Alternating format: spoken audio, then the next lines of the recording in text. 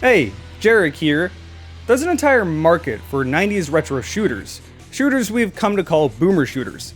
And there seems to be 4 distinct flavors. The first kind are the shooters inspired by Doom 1 and 2, say Proteus. The second kind are games inspired by build engine games, say Ion Fury. The third kind I think is the most common. These are the shooters inspired by Quake, say Dusk. And the fourth kind are honestly only retro shooters in aesthetic, because their gameplay mechanics are quite modern. These are shooters inspired by Doom Eternal. And that's where this shooter lies, because today we're finally covering Ultrakill. It's funny, because I've been describing Doom Eternal as a mix between boomer shooters and Devil May Cry the entire time.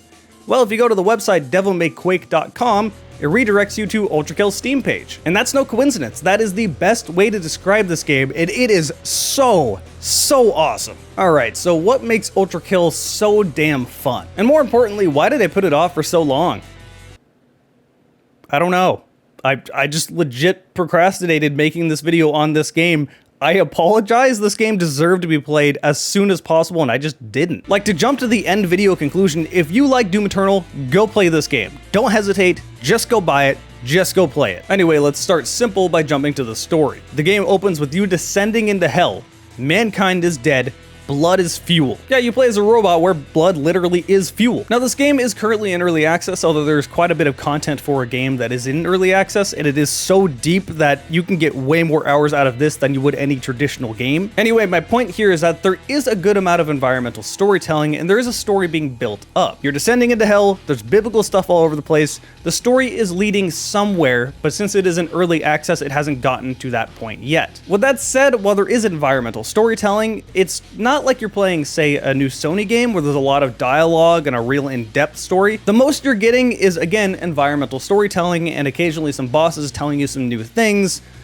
It's not really why you're playing the game. It does make for an awesome undertone, but it's a boomer shooter at the end of the day. And like most boomer shooters, the aesthetic this game goes for is heavily Quake inspired. Whether or not you like this old retro Quake style look doesn't really matter, because this is polished incredibly well. As you progress throughout the game, you are descending into deeper levels of hell, and each level is going to look drastically different from the last. Some of these may be fleshy and disgusting, while some of them look almost more like heaven. And then that heaven could suddenly be burning on fire. So yeah, it doesn't exactly look good graphically, but there's so much more that goes into a game than just how up to date its graphics engine is. This game looks great. But really, who cares about any of that? That's not why you're playing Ultrakill. You're playing to Ultrakill. Let's start with the movement, because there is quite a bit in this game. Holding down control can let you slide wildly all over the environment. This is a very fast way to move. Pressing shift will have you dash, just like in Doom Eternal. However, this gives you iframes. You don't have a double jump, but you can jump very high in this game, and it's rather floaty. It almost feels like Halo jumping. You have quite a bit of control in the air, and if you press the slide button in the air, you'll do a ground pound. I almost wish this was bound to a different button, because I found myself trying to go from jumping to sliding often, and then ground pounding and just getting stuck in place while enemies are attacking me instead of moving, which kind of sucks. Ultimately, that's like muscle memory I'm carrying over from other games though, so I can't quite complain about that. You can also wall jump 3 times before you need to touch the ground. This is mostly used for platforming, however, this can be very useful if you end up getting cornered,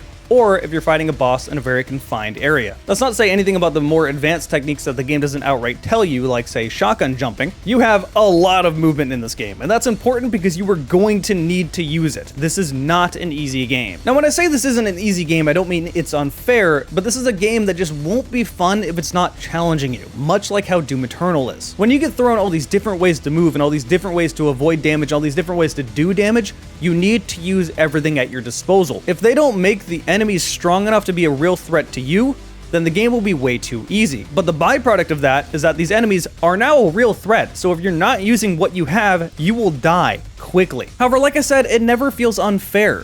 For example, the way to get health back is to simply just do damage up close to other enemies. Remember when I said blood is fuel? Yeah, bathe in their blood to get your health back. It's fucking metal. Quite literally, you're a robot. One of the mechanics I found more satisfying than anything else in the game is your ability to parry projectiles. You press melee at the right time and it sends that projectile right back, making a giant explosion.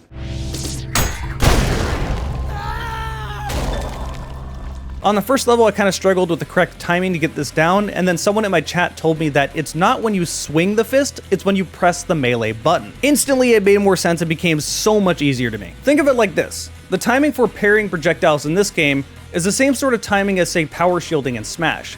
It's when you push the button down. not as the visual shield comes up. Same thing in this game. It's not when you see the fist come out, it's when you push the button. And let me tell you right now, parrying leads to some absurd advanced tech. Before I can explain that though, I need to talk about the guns. There's not too many in this game. You get a revolver, a nail gun, a shotgun, and a railgun. The revolver, the shotgun, and the nail gun have 2 different types. The railgun has 3. That may sound like you don't have a whole lot of guns, however you have so much utility out of just these weapons alone that it feels like you have more guns than other shooters. For example, with the shotgun. The green variant of the shotgun is your typical pump action buckshot. The split function for it allows you to charge shotgun shells and fire one giant devastating shot. But be careful not to over pump it too much because this will make a giant explosion that also damages you. This won't kill you outright, it'll take off about 50 health, which then turns into, well, if I can survive this, then it will kill the enemy, and you can still win that way.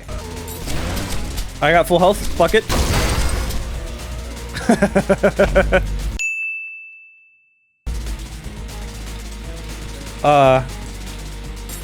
Oh, what the fuck? Where did it go? Where did it come from? What happened? Wait, it just vanished on me, what the fuck? The other version of the shotgun is an explosive shotgun. The split function will fire one big grenade out that you can charge up. In a similar way with the revolver, the default one is a revolver that you can charge and fire a shot that will pierce enemies. The other revolver is more of a marksman revolver that's easy for getting headshots at range, which will do more damage. Its split function will allow you to flick a coin, which if you shoot out of the air will then target an enemy and kill them, or at least do a lot of damage to them. This revolver seems to be a lot of people's favorites because of that coin flick thing, but my personal favorite by far is the nail gun. You see, this seems like a simple chain gun until you get to the split function. The blue nail gun allows you to set down magnets. Once you shoot, your nails will go to that magnet and spin around it. You have infinite ammo in this game, so this gun recharges more like, say, the Hive Hand in Half-Life. So you can fire 100 bullets at this magnet, then swap to your green nail gun, which this nail gun will allow you to shoot until it overheats, and then if you right-click, it does a devastating amount of damage.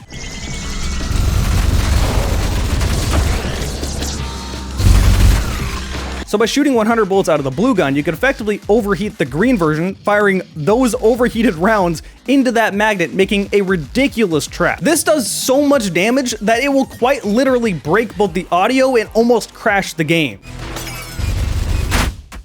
Oh my god, that hit so much damage. Oh! Now, if that doesn't sound fun to you, I'm not doing my job right. And then the last gun is a railgun. Takes a long time to recharge. This effectively acts as like a sniper BFG, if you will. However, one of the variants you can get will fire a drill into the enemy, continuously drilling into them, sending blood everywhere, allowing you to heal easily. This is incredibly useful against bosses. So yeah, while there's not a huge roster of weapons, these weapons have so many different uses that you are not going to get bored with them, especially since there's so much advanced tech that this game just kind of doesn't tell you. For example, you were able to parry your shotgun shells the moment you fire. Now, if someone didn't tell me in chat, there's no way I would have figured that out. But this is extremely useful. Then there's something else you can do, like say firing the split function from the blue shotgun and then firing out of the air with the revolver, which makes a giant explosion. Again, nothing in this game tells you can do this, and that's kind of my biggest complaint. I don't mean a flat outright tutorial that says, hey, here's all the advanced tech. I wouldn't want that either. However, nothing really points you in that direction. Like, if I didn't have my chat open on Twitch and I was just playing the game, I would have had no idea I can do any of this stuff. Especially since some of it just doesn't quite seem intuitive. Pairing the shotgun shells that you're firing that instant, basically on the same frame, not something I would have tried. Is it awesome? Hell yes, and I'm super glad it is there. I just wish there was a better way to explain it to the player. Once you know it though, it completely opens the game for you. Especially since once you figure one of these things out, you start looking for all this other advanced tech. Suddenly the game becomes something totally different. Just like Doom Eternal, once that clicks, this is just your game. This is your life you want to keep playing. So in conclusion, go play this game. Just stop what you're doing, go buy this game on Steam, and go play it right now. I didn't even share everything in this current build. There is more to this early access build than what I have shown, but I want you to see it for yourself. Especially if you're a Doom Eternal fan. I loved Doom Eternal, I almost worship it at this point. And if boomer shooters are going this direction, if this is the evolution of those old 90s retro style shooters, I couldn't be happier. I think this is the evolution they should take.